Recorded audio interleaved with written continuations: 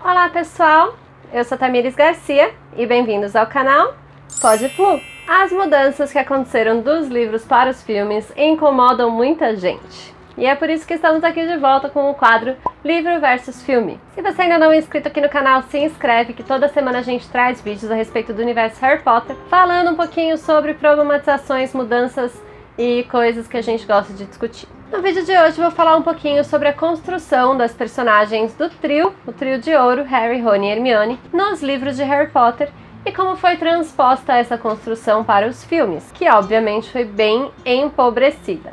Tamires, mas isso é óbvio, né? Porque os filmes são outra arte, então eles têm muito menos tempo pra colocar as coisas, então eles colocam outras coisas e aí eles alteram as coisas, porque é uma adaptação, e uma adaptação não é uma história, que é a história do livro. Como essa parte a gente já sabe, o meu foco vai ser em pensar como a construção mesmo, a evolução das personagens do primeiro ao sétimo livro mudou do primeiro ao oitavo filme, o que impactou as mudanças que foram feitas nessas personagens, da forma como elas eram construídas no livro, na hora de passar para os filmes, e qual foi o impacto dessas mudanças na descaracterização das personagens que a gente tem nos filmes em comparação às personagens que foram inicialmente construídas nos livros. Então vamos lá? Lumos!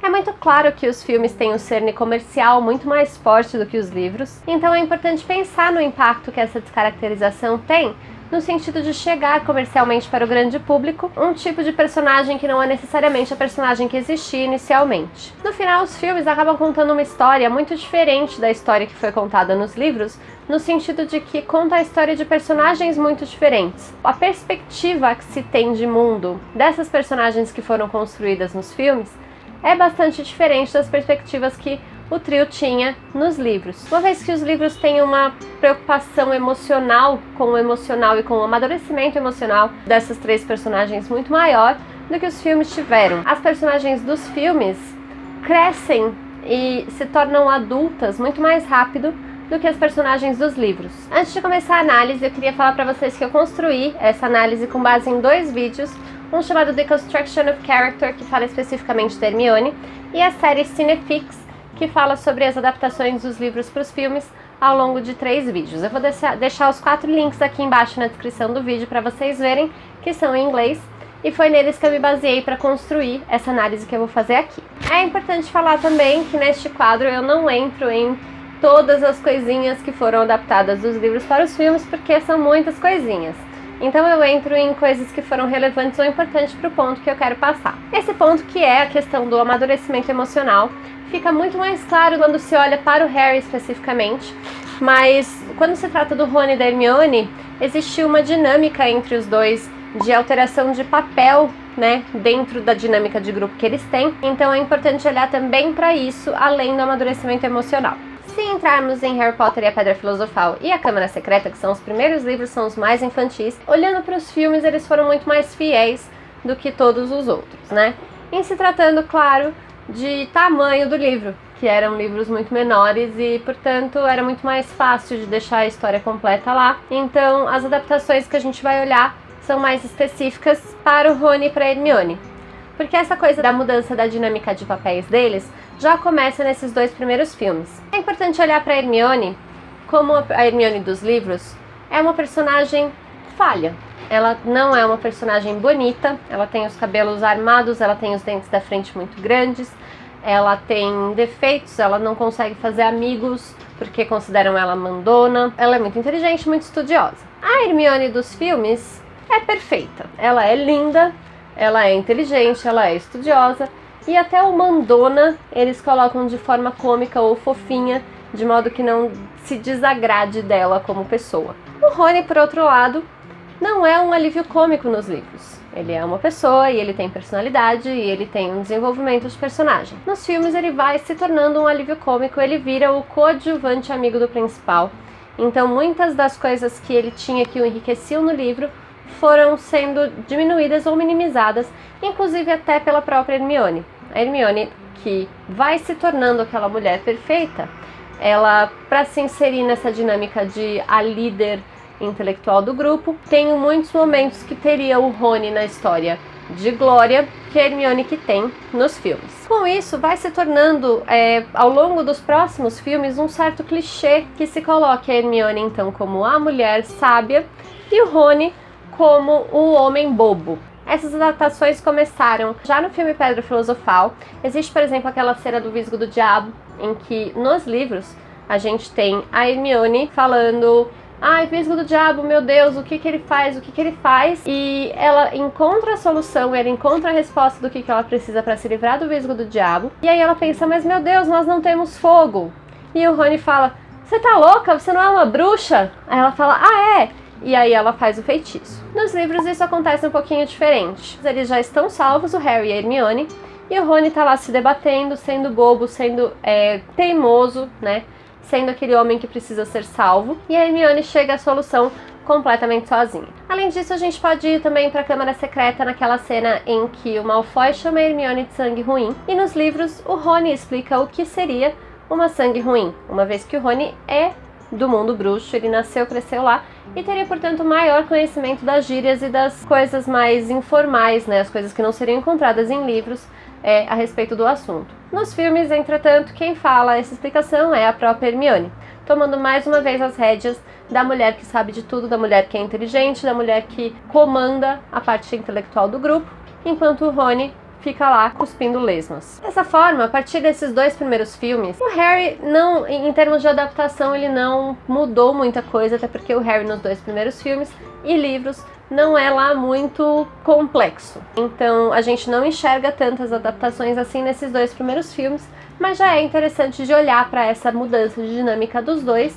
Rony e Hermione, para que a gente possa entender em Prisioneiro de Azkaban como isso vai se concretizando. O filme Prisioneiro de Azkaban mudou o diretor e mudou o visual e mudou muita coisa, e ele fecha, portanto, parte da dinâmica que existe nos livros, que é de introdução do universo bruxo. Tanto que os 3 primeiros livros a J.K. Rowling fala que ela escreveu pensando na possibilidade de alguém pegar para ler o livro sem ter lido os anteriores. Então ela ainda dá algumas explicações no começo, ela ainda relembra alguns fatos, ela ainda retoma muita coisa nesses 3 primeiros livros, por serem livros introdutórios. A partir do 4 é que ela para de vez com isso, e é quando a gente tem que já saber que o mundo mágico está estabelecido para o público, da mesma maneira nos filmes. Apesar de essa dinâmica ser muito semelhante, a troca de diretores dos filmes, no caso o Alfonso Cuarón, que dirigiu o 3º filme, fez uma quebra da infantilização do universo um pouco antes do que se faria nos livros. E isso se seguiria, né?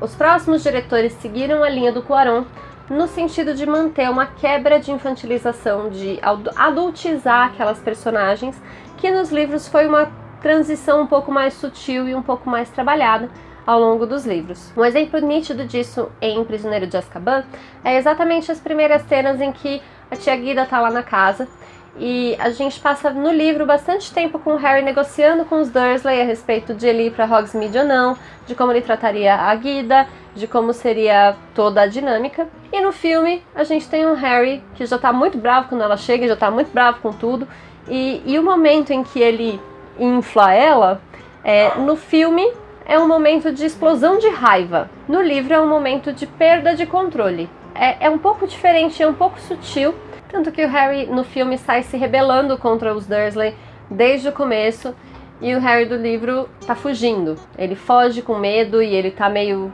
meu Deus, o que vai acontecer? É óbvio que os dois foram explosões de raiva, mas existe essa sutil diferença que mostra um Harry um pouco mais rebelde nos filmes do que ele tá sendo no livro. Essas explosões de raiva e essa impulsividade que o Harry teve já no Prisioneiro de Azkaban filme, o Harry vai realmente ter com mais clareza só em Ordem da Fênix livro. Temos também Hermione no filme dando um soco no Draco, enquanto no livro ela dá um tapa. Temos uma Hermione um pouco mais agressiva também. E se olharmos para as decisões de corte de Hermione, a gente pode ver que também vai nessa linha de uma Hermione um pouco mais forte e agressiva do que a Hermione frágil e sensível que a gente teria no livro. Por exemplo, no próprio Prisioneiro de Azkaban, Hermione tem um burnout total quando ela tá cheia de matérias pra fazer e ela não consegue, ela briga com todo mundo e ela bate no Malfoy por esgotamento emocional, assim como o Harry, infla a tia Guida por esgotamento emocional. No filme são respostas de raiva. No filme, a Hermione soca o Malfoy quando ela tá com muita raiva dele por ele estar rindo lá do bicuço. Mais um traço de mostrar que eles estão cada vez mais se afastando da vida infantil é o fato de o livro focar muito na história dos marotos, que é a história da família do Harry. A aproximação com a família, neste ponto da vida, é sim uma aproximação infantilizada. É uma coisa de você voltar às suas raízes, entender quem você é, para que possa continuar. No filme Prisioneiro de Azkaban, os marotos sequer são mencionados. Sabemos que eles fizeram um mapa, mas não se explica quem de fato são os marotos, não se explica nem que o Lupin era um deles. Tira completamente o foco da família, colocando o Harry um pouco mais independente, um pouco mais no caminho de enfrentar sozinho o caminho e a luta que ele vai ter que enfrentar nos próximos filmes. Voltando à dinâmica Rony e Hermione, a gente mantém a inversão de papéis um pouco. Existe, por exemplo, a cena quando eles chegam na Casa dos Gritos, e que no livro, Rony se levanta, mesmo com a perna dele quebrada ou machucada, se coloca na frente do Harry e fala: se quiser matar o Harry, terá que nos matar também. No filme, quem faz isso é a Hermione. Ela que levanta e se coloca na frente deles, enquanto Rony fica lá balbuciando ou gemendo ou não sabendo o que está acontecendo. Mesma coisa acontece no final, quando Rony continua balbuciando: vocês estavam aqui, agora vocês estão ali. Eu odeio esse filme, já falei, né? E tem ainda a cena em que o Snape fala pra Hermione nos livros que ela não cansa de ser uma insufferable know-it-all, uma insuportável sabe-tudo, e o Rony defende ela, mesmo ele tendo chamado ela de sabe-tudo pelo menos 3 vezes por semana, ele defende ela. Hey, você tinha uma pergunta e ela sabia a resposta, alguma coisa assim que ele diz no livro. No filme, o Rony olha pra cara dela e diz: ele tem razão, sabia? Então, se mantém construindo ainda mais forte essa dinâmica de o Rony sendo o alívio cômico, sendo o homem bobo que precisa ser ajudado, a mulher sendo a mulher inalcançável, a Hermione sábia, a Hermione poderosa, perfeita. Essa dinâmica se fortalece ainda mais nesse terceiro filme. Partindo de Prisioneiro de Azkaban, que eu creio que seja esse ponto de ruptura da vida infantil, tanto no livro quanto no filme, a gente vai para Cálice de Fogo e Ordem da Fênix, que também tem uma dinâmica um pouco mais semelhante, num sentido de também a segunda etapa da transição. Afinal, eles completam esse arco de amadurecimento emocional nos filmes. Nos livros, não. Nos filmes, como os livros vão aumentando e o tempo de tela vai diminuindo, né? Assim, em comparação ao tamanho do livro, os cortes vão sendo cada vez mais brutais, cada vez maiores. E se olharmos para escolha de cortes, ela está sempre relacionada a coisas que não são relevantes emocionalmente para o Harry. Então vai se tornando um Harry cada vez mais adulto. Nos filmes, a parte emocional a gente tem só nos livros. Por exemplo, em Cálice de Fogo, quando a gente tem a cena do labirinto, que é a última etapa do torneio Tribruxo, a gente tem um labirinto cheio de perigos nos livros, né? O labirinto tem os explosivinhos do Hagrid, tem a esfinge que o Harry tem que encarar, enfim, tem muitas dificuldades dentro do labirinto. Escolher o corte, escolher cortar essas coisas e colocar somente o Harry e o labirinto na prova, é uma escolha importante nesse sentido de mostrar o Harry crescendo. É uma cena muito mais homem versus homem, eu versus eu mesmo dentro do labirinto, do que seria nos livros, que é eu contra os perigos do mundo. E ainda é essa coisa da visão dicotômica de mundo, né? Enquanto nos filmes já é uma coisa um pouco mais interpessoal, você lutando contra você mesmo. Na Ordem da Fênix, ocorreu até um processo um pouquinho inverso, né? Porque uma das coisas que precisava ser enfatizada emocionalmente nos filmes 3 e 4 era de fato a relação do Harry com o Sirius e a coisa um pouco paternal que eles tinham, apesar de haver controvérsias sobre isso, mas a relação pai e filho que eles foram construindo e a figura de autoridade ou de pai que o Harry tinha no Sirius. Por isso ter sido uma relação emocional e, portanto, como eu disse, muitos dos cortes que foram feitos foram escolhidos nesse sentido. Isso precisou ser retomado um pouquinho no Ordem da Fênix, para que se pudesse fazer algum sentido a morte do Sirius ter algum impacto na vida do Harry, não é mesmo? Então, apesar de eles retomarem um pouco essa relação, eles não enfatizaram outras relações emocionais que o Harry teve, por exemplo, até no Natal que ele passou lá na Ordem da Fênix, né? Ele só tem uma cena um pouco significativa ali com o Sirius, mas não tem toda aquela significação do Natal que eles têm, o fato de que o Harry salvou o Sr. Weasley nos livros, muito mais forte. No filme tá um pouquinho mais Harry e Sirius ali para que isso seja construído, já que não foi construído anteriormente nos filmes. Voltando à relação Hermione e Rony e as mudanças que eles tiveram, voltando um pouquinho em Cálice de Fogo, Rony também vai ficando cada vez mais babaca, né? E a coisa de a construção emocional do Rony ser muito fraca deixou no filme aquela crise de ciúme que ele teve sobre o Harry ser um dos escolhidos para o torneio Tribruxo, tornou isso muito mais mesquinho, muito mais sem sentido até do que fazia nos livros.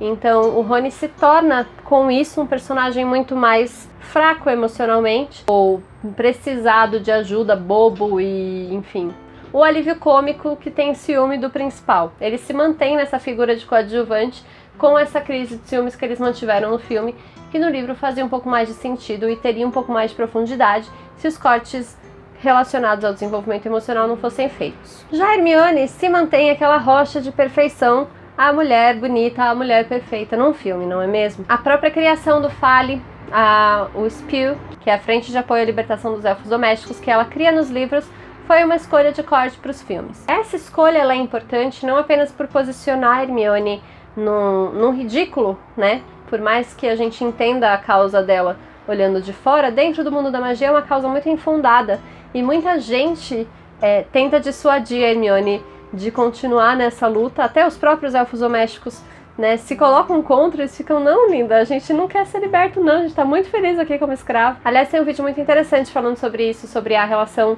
da servidão da Larissa, do canal Sonserina, eu vou deixar o link aqui, falando sobre a servidão dos elfos domésticos e como isso é interessante. Mas de toda forma, isso que tornaria novamente a Hermione uma pessoa mandona e talvez desagradável, é completamente tirado dos filmes. A Hermione se mantém aquela mulher intocável, aquela mulher perfeita em Cálice de Fogo, que inclusive o único conflito que ela tem é uma briga entre dois caras. Nunca vou perdoar por causa disso. Voltando à Ordem da Fênix e voltando a essa ênfase na transformação em a vida adulta que os filmes deram muito mais cedo do que os livros, um corte importante que concretiza isso é a cena final de Ordem da Fênix, em que eles precisam escapar da Umbridge para ir até o Ministério, e então eles vão se livrar da Umbridge indo até a floresta e levando ela para os centauros, né? Se vocês olharem para essa cena, que o Harry se coloca e fala, desculpa professora, não devo contar mentiras, e a Hermione tá atrás olhando com aquele olhar muito... começou má. Essa cena no filme é bastante diferente do livro. A Hermione está mega nervosa, e no que ela fica nervosa, aquilo dá errado, inclusive na floresta. Que ela fala para os centauros, né? Não, a gente trouxe ela aqui porque a gente esperava que você ajudasse. E eles brigam com ela, eles falam, a gente vai ajudar você, a gente devia levar você junto. E existe um conflito aí sobre isso. Hermione está mega nervosa, ela não tá com aquela cara super poderosa e fierce que ela tá no filme. Então, mais uma vez, uma fragilidade ou um defeito que Hermione passa a ter nos livros é completamente cortado dos filmes. Passando finalmente então para Enigma do Príncipe e Relíquias da Morte, que, como eu disse, então existiu essa ruptura nos livros de um processo de amadurecimento emocional já ter se completado até a Ordem da Fênix. Nos livros ainda não se completou. A gente pode entender muito melhor as escolhas de corte que foram feitas para esses dois últimos livros, que são esses 3 últimos filmes. Uma vez que o trio então já amadureceu, já cresceu, é a hora nos filmes de colocá-los para se tornar heróis. Transformar essas 3 crianças, aliás, esses 3 adultos em heróis. Nos livros a gente ainda está num processo de essas crianças estarem se tornando adultos e heróis ao mesmo tempo. Mais uma vez, mais algumas escolhas de corte para vocês entenderem como o Harry ainda está bem imaturo emocionalmente nos livros. Por exemplo, quando Dumbledore vai buscar o Harry na casa dos Dursley, no comecinho de Enigma do Príncipe, em que ele marca com os Dursley de realmente ir lá, tomar um chá e conversar com eles. E, enfim, existe aquela expectativa e existe aquela coisa de o Harry ainda depende da família e ele ainda precisa de um responsável acompanhando. No filme, ele começa sozinho. O Harry começa sozinho num café e ele vê o Dumbledore lá. Então, já é um Harry sozinho, já é um Harry amadurecido e pronto para o que vai vir a seguir. Os cortes feitos a respeito de escolhas do Harry, que nos livros ainda é muito imaturo, então ainda depende muito de ajuda dos outros para não ser impulsivo, que no próprio Enigma do Príncipe, o Dumbledore, na cena da torre em que ele vai ser morto, ele petrifica o Harry. Então o Harry fica lá parado, coberto com a capa da invisibilidade, ele não pode fazer nada a respeito do Dumbledore sendo assassinado. O Harry dos livros certamente faria. No filme não, no filme ele não é petrificado. Então no filme o Dumbledore pede para ele se esconder e ele faz a escolha de confiar no Dumbledore e se manter escondido. essa capacidade, essa habilidade de escolher do Harry do filme mostram um Harry muito mais maduro. Tanto que nesse mesmo filme, as escolhas que foram feitas para cortar da história do Tom Riddle, o que foi cortado foi tudo que não fosse essencial para a jornada que o Harry precisaria em Relíquias da Morte. Então, todas as histórias que davam profundidade emocional até para o próprio Tom Riddle foram completamente cortadas, porque o foco é: Harry tem essa missão, Harry precisa dessas informações para essa missão, que eram as informações relacionadas aos Horcruxes. Só. Nesses 3 filmes, mantiveram Rony e Hermione naquela dinâmica clichê que foi desenvolvida de Hermione sábia e Rony bobo. Uma das cenas, por exemplo, é a cena em Relíquias da Morte, no parte 1, em que o ministro entrega o livro dos contos de Beedle Bardo para Hermione.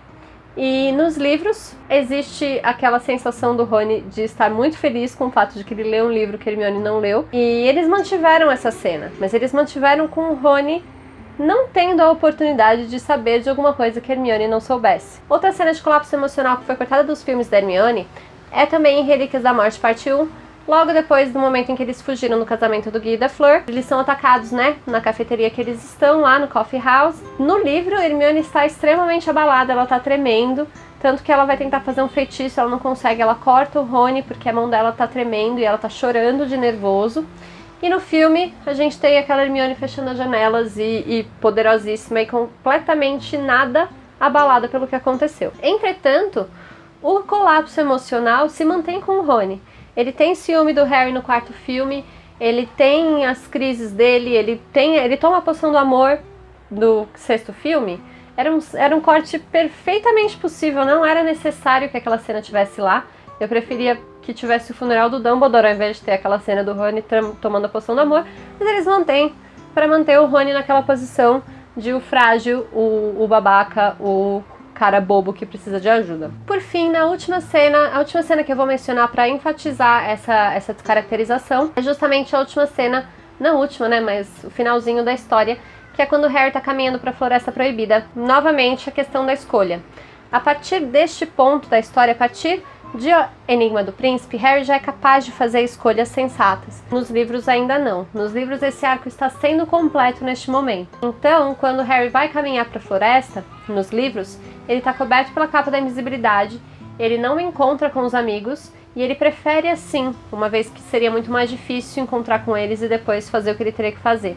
Ele encontra com o Neville, fala com o Neville sobre a cobra e segue o caminho dele. Nos livros ele realmente encontra com Hermione e com o Rony, pausa inclusive para reforçar a onisciência da Hermione, que nos filmes ela já suspeitava que o Harry precisava ir, então ela dá a entender de que ela sabe por que ele tá indo, mantendo ela como a sábia suprema do rolê. E o Harry então dá um abraço neles e escolhe continuar, assim como eles, como adultos tornados agora, escolhem deixar o Harry ir. Então, a jornada que se traçou emocionalmente nos livros foi muito mais complexa. E esse arco de mudança de personalidade é necessário nos livros, uma vez que são crianças. Eles, por mais que sejam muito maduros e por mais que tenham passado por muita coisa, eles ainda são crianças e ainda estão num processo de entender o que vai vir depois. Nos livros isso já se concretizou muito rápido, o que até ajuda a gente a entender muitos cortes que foram feitos que a gente gostaria que tivessem lá, pelo fato de que fazem parte da construção de uma história, da construção de um trio que não foi construído dessa mesma forma nos filmes. Portanto, basicamente, o livro dá muito mais tridimensionalidade a essas personagens. O fato de a Hermione ser essa pessoa muito sábia cai num clichê de a mulher sábia, e de fato não coloca a mulher com falhas e defeitos como ela poderia ter. O Rony continua certificando essa ideia do homem que pode ter defeitos e pode ter falhas, porque vai ter uma mulher para ajudá-lo, e reforça muito mais estereótipos e clichês a construção das personagens que estão nos filmes do que de fato as personagens que foram construídas no livro, que são muito mais complexas e completas e tridimensionais como os seres humanos e não estereotipadas. Desse modo, eu realmente não pretendo fazer nenhuma análise sobre essa construção. Pelo que eu entendi, basicamente a diferença foi em tridimensionalidade de personagens e, de fato, jornadas, Enquanto no livro a gente teve uma jornada emocional, no filme a gente teve uma jornada do herói. Foi muito mais estereotipada e muito mais superficial do que se aconteceu no livro. Eu não vou entrar, então, como eu disse, em nenhuma análise muito mais profunda, porque eu acho que analisar os impactos disso fica por conta de vocês. Eu trouxe uma análise aqui textual, para que vocês consigam tirar as conclusões de vocês do quanto isso é ou não prejudicial, uma vez que os filmes são muito mais comerciais e alcançam um público muito maior, né? A gente tem muitos fãs de Harry Potter, inclusive, que só assistiram os filmes. Então, entender as nuances dessa história talvez fique prejudicado, e talvez por isso até que a gente tenha pessoas muito intolerantes que são fãs de Harry Potter, por elas não terem acesso à profundidade emocional que o livro traz pra nós. Eu falei que eu não ia analisar e eu analisei, né? Mas enfim, eu queria saber a opinião de vocês, o que vocês acham disso. Queria dar ênfase um pouquinho pro que eu trouxe sobre a construção da Hermione perfeita. É um assunto que eu acho muito interessante, eu acho que dá pra fazer um vídeo só sobre isso. Um dos links que eu deixei aqui embaixo é exatamente só sobre isso. Se vocês entenderem inglês, vale a pena assistir. Mas basicamente me contem o que vocês acharam. E é isso. Um beijo pra vocês. Não.